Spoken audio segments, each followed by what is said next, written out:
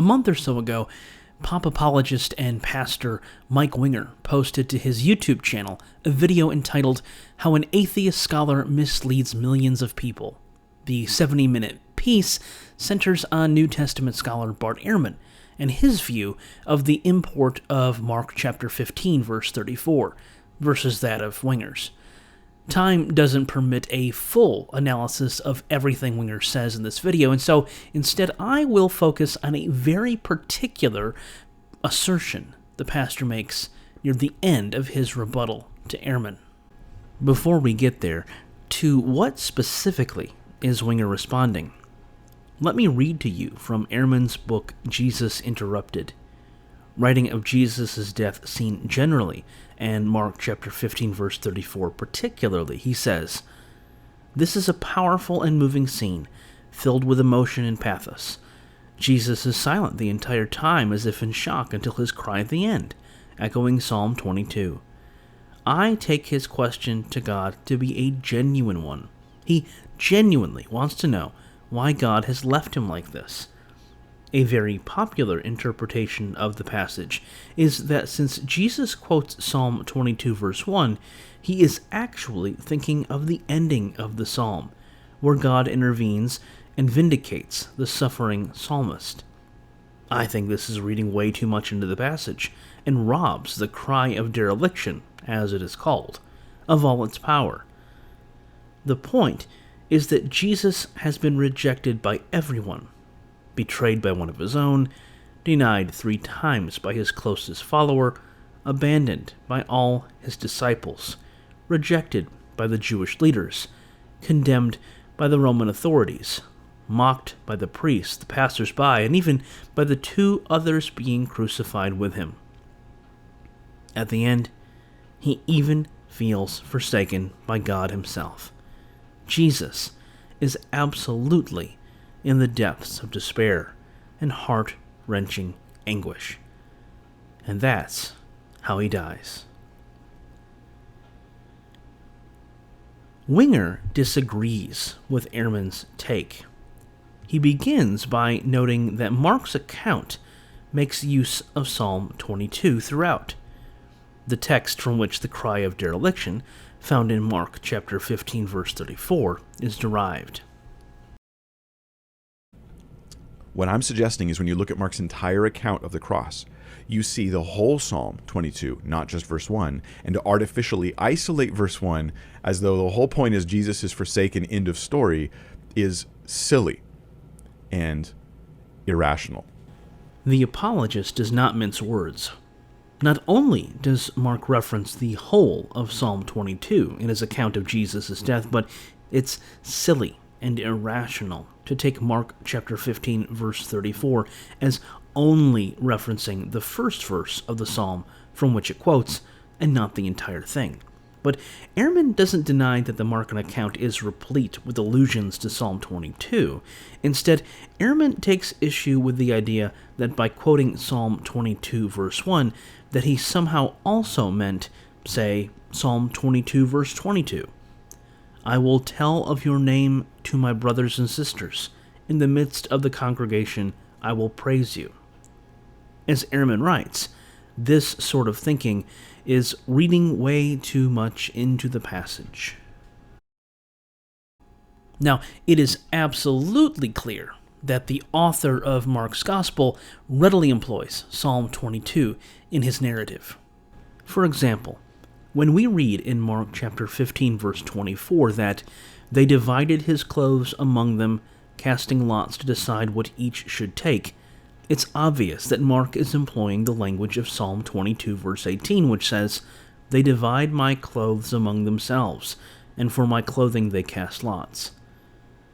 And when in Mark chapter 15, verses 29 to 31, Jesus is mocked by passers-by, including the chief priests and scribes who shake their heads at him, Mark is evoking imagery from Psalm 22, verses 7 to 8, which reads, all who see me mock at me. They make mouths at me. They shake their heads. Commit your cause to the Lord. Let him deliver. Let him rescue the one in whom he delights. As L. Michael White observes in his book, Scripting Jesus, images from this psalm and Psalm 69 are woven around the core of Mark's passion narrative.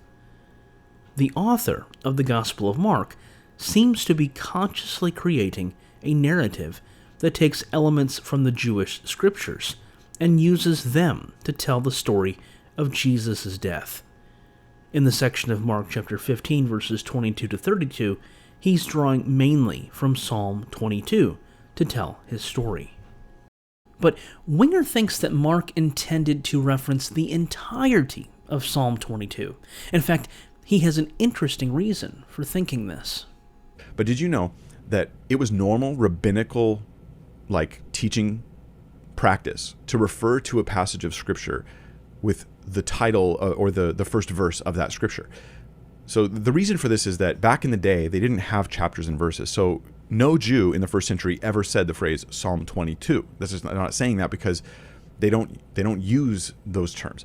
They would refer to the psalm, the my God, why have you forsaken me psalm. And rabbis would refer to the first part of a passage, the first verse or the first phrase in a passage, as a way of getting their students to think of the whole passage. That was normal teaching habits. We even see it in the Talmud. They do this. They quote the first phrase to refer to the whole passage.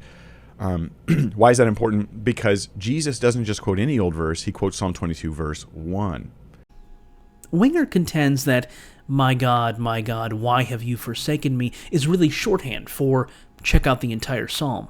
But if you stop and really think about this, you can see just how silly and irrational, to use Winger's words, this seems to be. The late biblical scholar Raymond Brown sums it up nicely in Volume 2 of his massive The Death of the Messiah.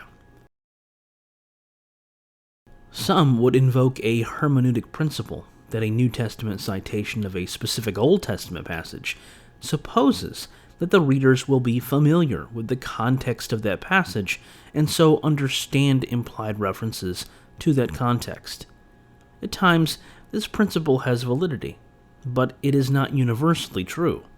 Applied here, it would mean that Mark expected his readers to recognize that a psalm was being cited, to know the whole psalm, and to detect from a reference to the agonized opening verse the triumphant fate of the one who prays. In short, to take almost the opposite meaning of what Jesus is portrayed as saying.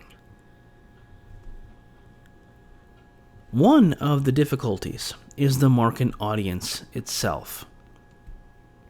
On the one hand, Mark's readers and listeners have some appreciation for the Jewish scriptures, since he cites them on occasion. Additionally, they probably know who people like David, Moses, and Elijah were, given their usage in various narratives. They're also familiar enough with synagogues and the Temple of Jerusalem. Finally, they seem to have some knowledge of what Christos, Messiah, means.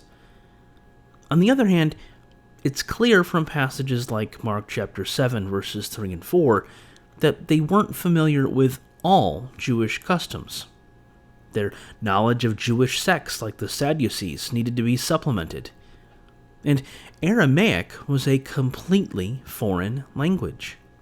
Moreover, as Helen Bond notes in her book, The First Biography of Jesus, the choice of writing a bios of Jesus is somewhat telling, since it was a literary form that was immensely popular within the Greco-Roman world, and yet strangely uncommon within Jewish circles, and therefore may suggest an attempt to appeal to the sorts of people who were familiar with this type of literature.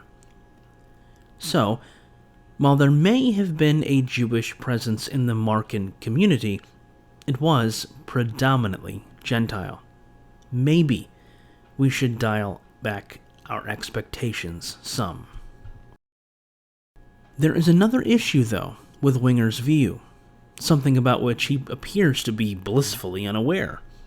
In the video, the apologist is working from the New American Standard Bible. Like virtually all modern translations of the Old Testament, the base text for the NASB is that of Biblia Hebraica Startugensia, BHS for short. BHS is itself based upon a particular codex of the Hebrew Bible, the Leningrad Codex, a Masoretic text from the 11th century CE.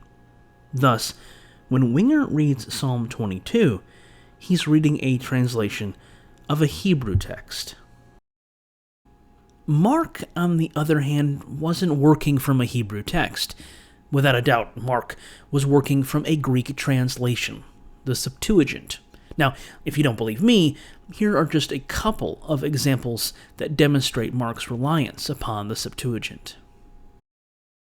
First, Mark chapter 1 verse 3 and Isaiah chapter 40 verse 3. I've placed in bold font the commonalities.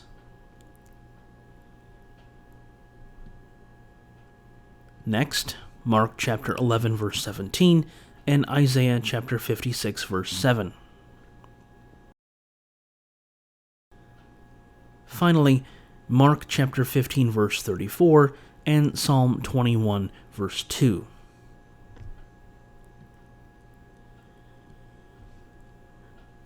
I could provide more examples in the form of direct quotations and allusions, but these suffice to show that Mark is using some version of the Septuagint, and therein lies the problem. Here is Psalm 21 verse 2, as it is rendered in the Lexham English Septuagint. O God, my God, attend to me. For what purpose did you abandon me? Far away from my salvation are the words of my transgressions. Did you catch that last bit? The words of my transgressions? Remember, Winger seems to think that when Mark quotes from Psalm 22, he's referencing the entire psalm, not just a single verse. But if that's the case, then Psalm 21 verse 2 in the Septuagint represents a problem, because it's very clear that the speaker has, at some point in his life, committed not merely a single transgression, but rather paraptomaton, transgressions, plural. This is a word we find in other texts, like Mark chapter 11 verse 25, Romans chapter 4 verse 25, and Ephesians chapter 2 verse 1. In other words, the psalmist is, at least in the Septuagint, a sinner. And if Winger is right, and Mark has in mind the entirety of Psalm 22, and, as is clear from Markan usage, if he's specifically thinking of Psalm 22 as it appears in the Septuagint, that is Psalm 21, then Mark must think that Jesus had, at some point in his life, committed multiple transgressions. On this reading, Mark's Jesus, and therefore Winger's, is a transgressor, a sinner. What are Winger's options? Well, he could revise his thesis and instead contend that the Markan author doesn't have in mind the entire psalm, but only those passages that can be directly applied to Jesus. That would feel like cherry-picking, though. Winger could also just say that those parts of Psalm 22 to which the Markan author directly alludes or quotes are those which he had in mind. But that would undermine his view that by quoting from the first verse, Jesus meant the whole psalm, including the ending. Or he could hold to his position and claim that Mark's Jesus is a sinner. Of course, if he did that, most Christians would brand him a heretic. So, what is an apologist like Winger to do? Well, what do most apologists do when confronted with data that contradicts their thesis? Nothing.